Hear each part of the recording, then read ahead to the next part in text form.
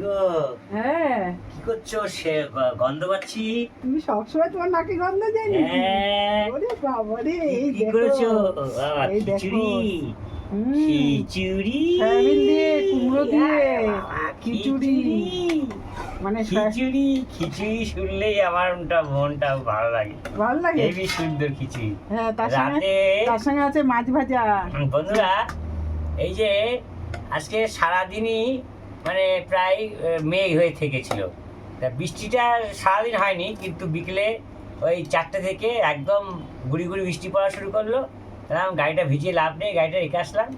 রেখে এসেই এই সন্ধ্যের সময় এসে স্নান টান করে এই করেছি, খাওয়া দাওয়া করে বসেছি, একটু মোবাইল টোবাইল দেখলাম। দিয়ে আবার এই রাত্রিবেলা এখন প্রায় 9:30 10টার কাছাকাছি এই খিচুড়ি করেছে। এখন রাত্রিবেলা এই খিচুড়ি খাওয়া। যে, খুব সুন্দর এই যে খিচুড়ি।